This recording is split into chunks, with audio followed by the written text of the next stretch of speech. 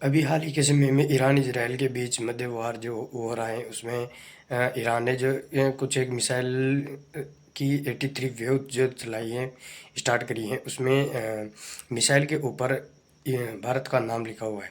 नाम नहीं, नाम इस तरह लिखा हुआ है कि थैंक्स टू इंडियाज पीपल, और पाकिस्तान का भी लिखा हुआ है।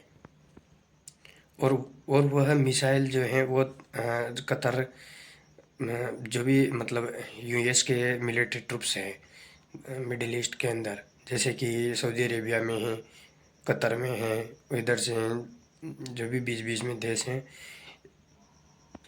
उनके ऊपर जाकर वो मिसाइलें गिर रही हैं। इंडिया की तरफ से ऐसा कुछ भी नहीं है, ये एक नैरेटिव वॉरफेयर चलाने का काम किया जा रहा है, क्योंकि भारत कभी भी ये नहीं चाहेगा कि किसी मिसाइल पर उसका नाम लिखा हो और वह किसी इजराइल के मत स्कूल पे जाके गिरे या ईरान के किसी हॉस्पिटल के ऊपर जाके गिरे। इसलिए यह एक नैरेटिव वॉरफेयर छेड़ने का काम किया जा रहा है। ये जो मिसाइल चल रही हैं ईरान की 83 वेव्स यानी कि 83 वेव्स मिसाइलें हैं। और आज के समय में ऐसा भी कुछ नहीं है कि इंडिया जो है वो प्रो ईरान हो और एंटी यूएस हो। हमारा भारत ऐसा भी नहीं है। भारत की जो डिप्लोमेसी है वो बिल्कुल एकदम सामंजस्य करके चली हुई है। जैसे कि यूक्रेन वॉरफेयर हो, यूक्रेन रशिया का वॉरफेयर हो, उसमें भी हमने सामंजस्य बैठा रखा है। और ईरान जो अभी जो लड़ाई लड़ रहा है वो सिर्फ इस बात की लड़ाई है कि जो यूएस के बेस हैं मिडिल ईस्ट में, जहाँ भी बेस हैं, कुवैत हो, सऊदी अरेबिया हो, कतर हो, तो ईरान ये चाहता है कि जितने भी उसके मिडिल ईस्ट में जो मिलिट्री बेस है उनको हटाए। और वो अभी जो अटैक कर रहा है, तो अभी हाल ही में कुछ समय पहले उसने कंप्लीट एलिमिनेशन का एलिमिनेटिंग का दावा किया है ईरान ने। और ये किया है कुवैत में जो एक आइलैंड है, मूबिया करके एक आइलैंड है, उस पर ईरानियन ड्रोन और मिसाइल से अटैक करके उन्होंने कंप्लीट एलिमिनेट करने का दावा किया है। और आप पूछेंगे कि क्या इससे ईरान को फ़ायदा मिल रहा है, तो हाँ, लगभग जो मिडिल ईस्ट में जितने भी मिलिट्री बेस है उनमें से लगभग 12-15 के लगभग बीच में जो मिलिट्री ट्रूप्स हैं वहाँ से वो जगह खाली करके वापस रिटर्न हो रहे हैं। मतलब वहाँ से खाली कर रहे हैं, क्योंकि वहाँ पर बड़ी मात्रा में बॉम्बिंग की गई है, इसलिए अब वो वहाँ पर नहीं है। लेकिन जो ईरान अभी इस ये जो अपनी मिसाइलों पर जो नाम लिख रहा है, जैसे कि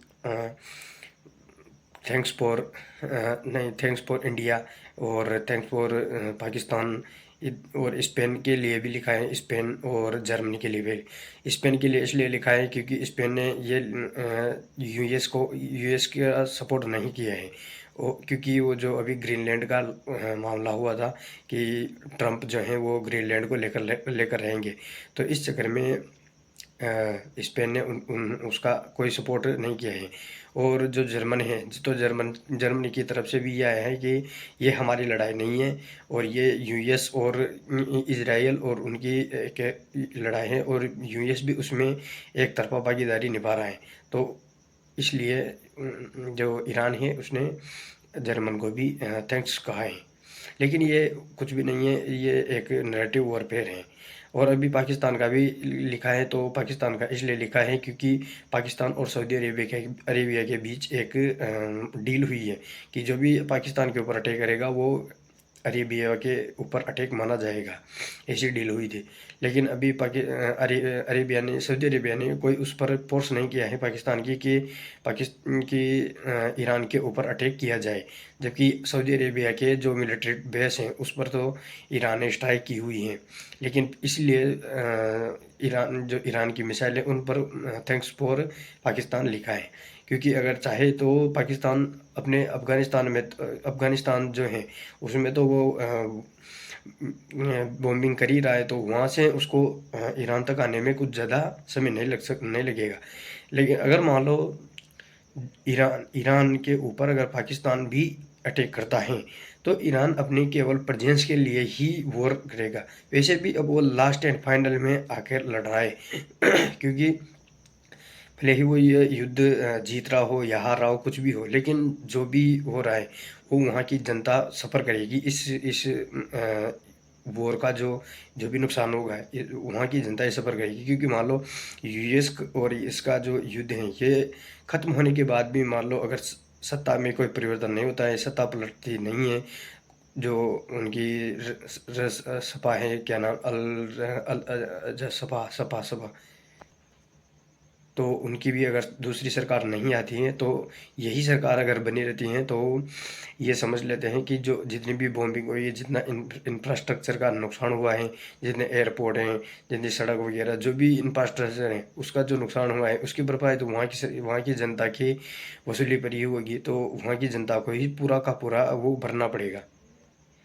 एक और होने से जो नुकसान होता है वो दोनों तरफा ही होता है, क्योंकि भले ही दूसरा जीत जाए, लेकिन नुकसान दोनों तरफ का ही होता है। अभी क्योंकि ईरान ने भी ये दावा किया है कि उन्होंने बहुत सारे अमेरिकी जो सोल्जर्स हैं उनको मारा भी हैं।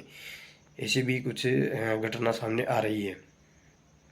तो इस तरह है, ये युद्ध अभी ख़त्म होने का नाम नहीं ले रहा है, और ईरान जो है अपनी सेल्फ प्रेजेंस के लिए आखिरत में आके लड़ रहा है। क्योंकि अब वो बस केवल अपनी बस मतलब जैसे कि इजराइल है, वो अपना मतलब जीवित रहे इसलिए लड़ते हैं। इसी तरह मतलब ईरान भी अपना जीवित रहे, मतलब देश बना रहे, इसीलिए लड़ रहा है। बस फाइनली आकर ही लड़ रहा है। क्योंकि इसीलिए जो यूएस है वो भी फ्रस्ट्रेट होता जा रहा है, क्योंकि ईरान जो है वो पीछे हटने का नाम नहीं ले रहा है। इसलिए तो हो सकता है एटम बम का भी कहीं ना कहीं